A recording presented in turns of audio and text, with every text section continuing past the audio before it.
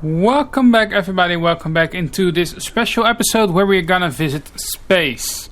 Yes, we are gonna talk about flying in space and gas giants. Other planets as well, but that's where we're gonna be limited about. First off, when you need to fly into space, you need some research to do. In order to get to space, you need to have research the right engines to fly with. In this case, you need the Tier 2 fly in order to fly in space, as well as a drive engine which you can use to speed up the flying in space. Lastly, if you want to warp to other destinations, which we are also going to talk about, we need to drive the drive engine level 4 in order to use the mecha warp. One last thing, in order to warp with the mecha warp you need space warper items.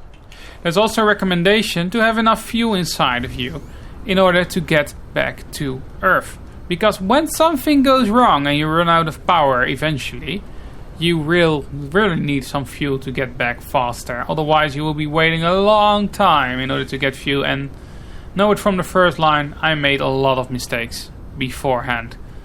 Before I finally figured out that I was doing it wrongly and I was floating into space very long in order to get past the issue with the with the low amount of power that I had before. I'm currently flying around in my base, and as you can see on my bar, my power is never going down. The entire reason for that one is because I'm using deuterium fuel, which is a very good fuel source if you ask me. This fuel source allows you to fly continuously on a normal planet as long as you have those fuel rods with you, because they generate a lot of energy. You can also use these fuel rods to power up these generators over here, and these generators will generate a huge amount of power, 9 megawatts continuously for about a minute or so before the fuel rod runs out. So that's something that I think is very nice to know before you make any mistake on it. Let me just remove these 2 bars. Refilling the fuel is simple as dragging and dropping the items in. It cannot be harder than it currently is. It's just as easy as it is.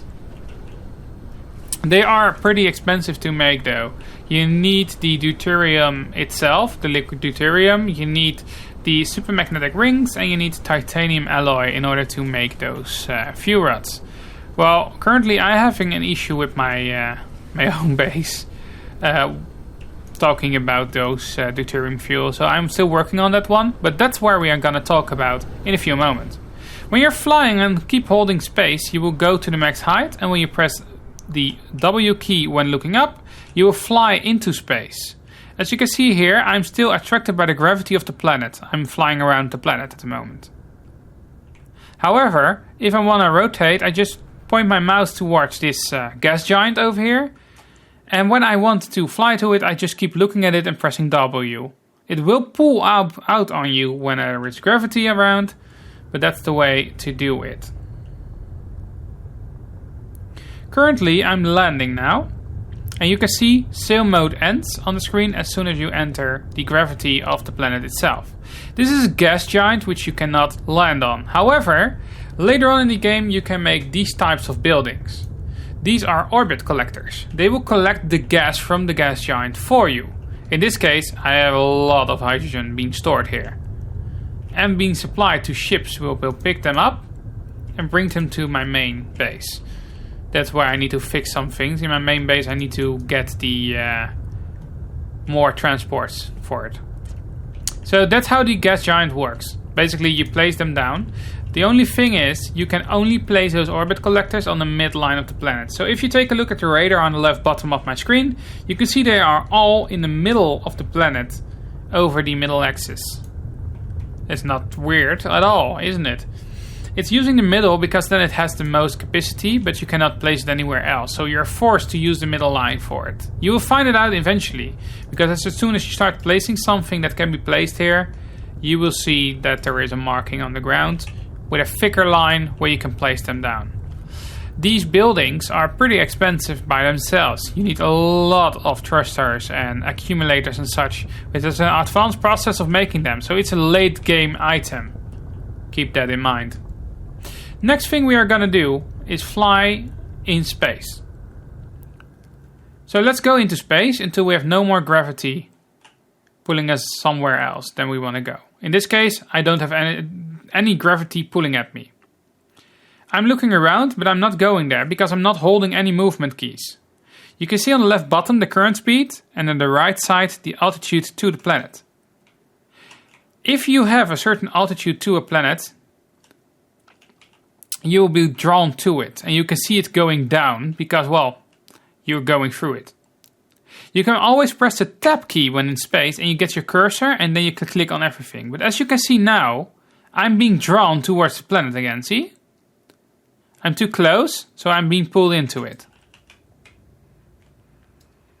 So let's go out, because I want to go to Advera 3, where the next tutorial is. We can do it two ways.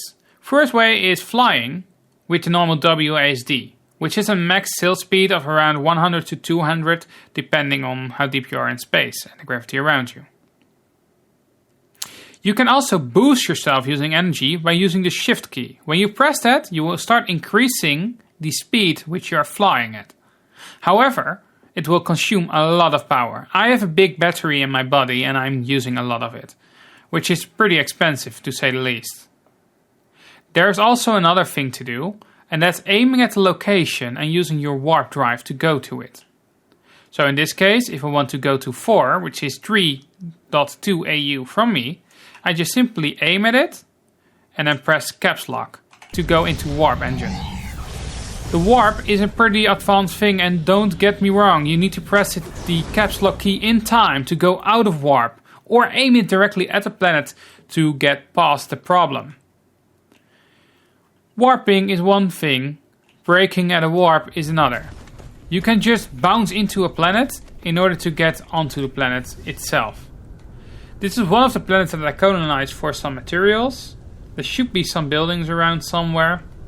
I have seriously no idea where. But there should be buildings around here.